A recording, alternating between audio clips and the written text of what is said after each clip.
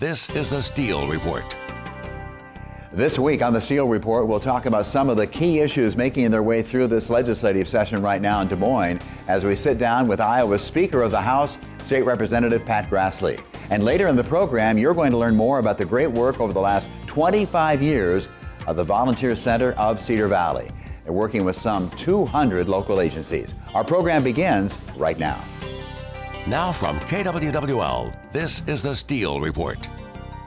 And welcome to this week's edition of the Steele Report. My special guest this week is the Iowa Speaker of the House, Pat Grassley, state representative, of course, very well known in this area, not only because of his name, but because of his very hard work the last 14 years. He's an Iowa farmer from New Hartford, a graduate of Dike New Hartford High School and Hawkeye Community College, first elected to the Iowa legislature at the tender age of 22. Can you believe it's been 14 years already, Pat? Currently represents, as most of you know, Iowa House District 50.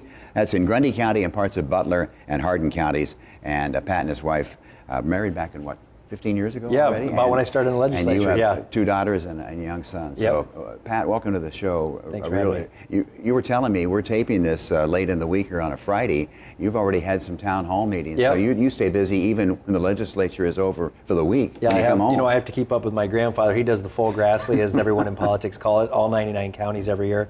So since I was elected, I go to every town in my district every year, and I've been doing that since I started during the legislative session, and just wrapped up today. And so, as a Republican, it's nice to have control of, as your party has, because you have the House, you have the Senate, you have Terrace Hill with Governor Reynolds. So that makes it a little bit easier, perhaps, but you always have some controversial topics that come up. What, in your mind, from Speaker of the House, since you're controlling this legislation on your side, what's the most important topic right now that you're dealing with? Well, I think there's several topics from the standpoint of, I'm a former appropriations chair, so I'm always biased to the budget itself. That's the one thing that we are required to do, and we're reaching that point in session now where we're going to be starting to have the budget conversations. We've been working through the policy, and so once the policy starts moving forward, the budget, the tax conversations, the governor's come out with a pretty significant package, Invest in Iowa Act, which would raise the sales tax and then reduce other taxes and then fund water quality and other measures. So there's a lot of big issues sitting out in front of the legislature, but from my perspective, the one thing we have to do every year before we go home is the budget, and so being a former chair, I kind of like to dig my teeth into that a little bit. So there's a lot of extra money left over going into this year. So, and there were some nice tax cuts in 2018. So there's always concern about, are we going to be able to pay for those and still cut taxes further, which is a priority for Governor Reynolds. And I would say when we have the opportunities to give money back to Iowans, we're going to take advantage of that every time we can. But we did that in a responsible manner. A couple years ago to the tax package that you referred to, we stair-stepped that in a little bit. Other states have been just throw caution to the wind, pass a tax cut and see what happens. We thought it'd be responsible from the standpoint of getting the money back in the hands of taxpayers, also making sure that it wasn't at the detriment of our state budget. So you're seeing that stair-step its way in, and I think it's really a responsible way for us to manage the state. Yeah, and of course, and then the 1 cent tax stays with schools. That's been extended, to almost 20, over 20? Yeah, we extended that, Yeah, so for many years.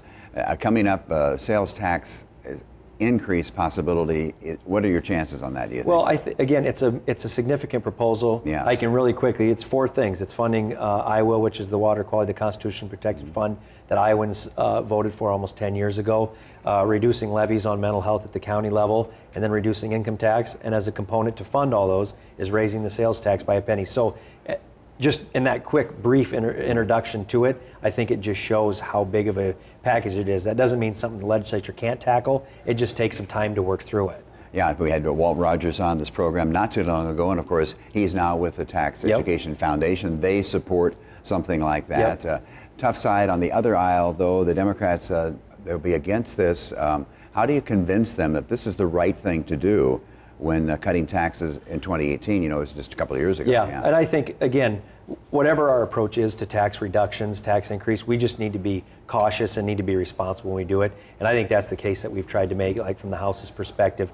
Again, bringing them in over time, not just taking a big swing at the budget. And because there's always that fear, well, what if you can't fund the tax cuts? What happens to state government? That's why we approached it the way we have. Okay, I want to talk a little bit about a real controversial issue of the Glenwood Resource Center, where it appears that patients' rights may have been severely compromised. And I noticed that the Government Oversight Committee is going to meet on March 16th. So your feelings on that, because obviously there are a lot of people who feel these patients were abused. Yeah, absolutely. And first thing I'll say is this is something the legislature is prepared to react to. In the governor's supplemental appropriation that she proposed, we put $300,000 into that for funding basically immediate needs and requests at Glenwood.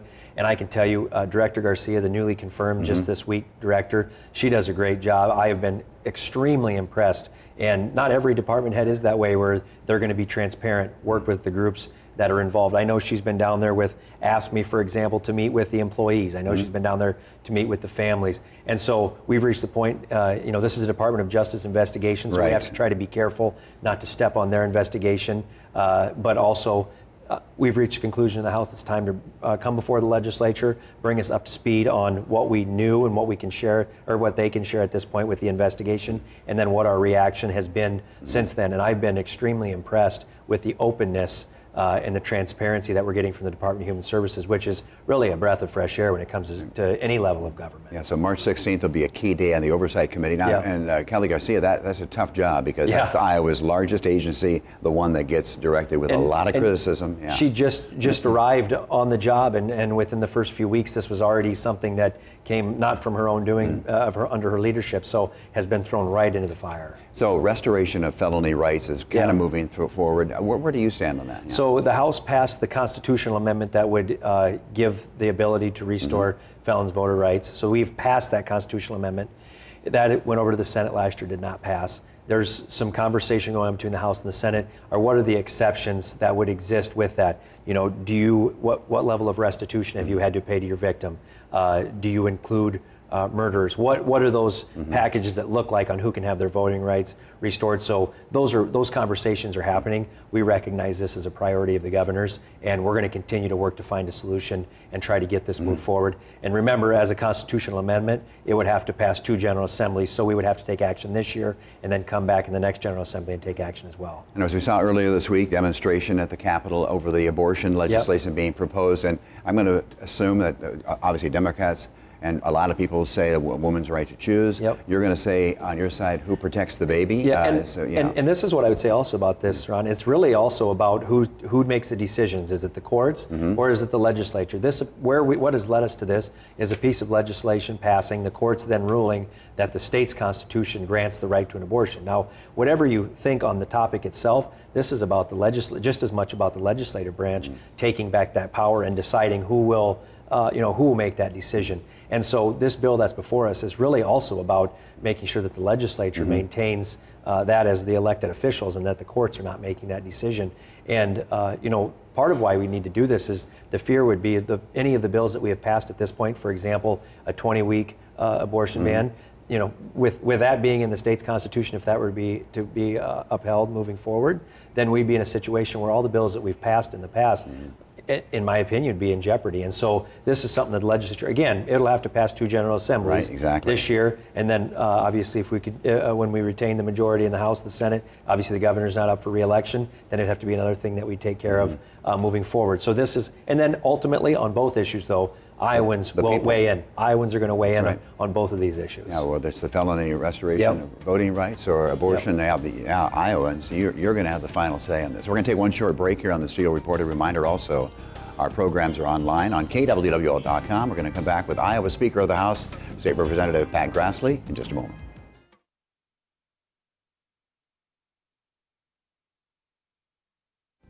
And welcome back to the Steele Report for this week with Iowa Speaker of the House, State Representative Pat Grassley, as our guest. And Pat, this is really an interesting opportunity for you. When Linda Upmeyer decided to not seek re-election, retire from the legislature, you then were elected by your caucus to become Speaker. And what were you thinking about when this is a role that you probably maybe have been looking forward to for a while, but knew you had to earn it? Yeah, and that's exactly right. Being the Appropriations Chair for 4 years really is kind of like being speaker at a little bit smaller, not a little bit, a lot smaller level. I mean, you have to be able to bring a proposal to your caucus. You have to get buy-in from your caucus. You have budget subcommittee chairs that you have to work with on each individual piece of the budget to make a plan that then the entire caucus, all 53 members, can support. So it really, I think, because very rarely do you step from a committee chair level into leadership. I've never been in leadership, so it was somewhat unprecedented, or well, not unprecedented. It's rare to have that happen.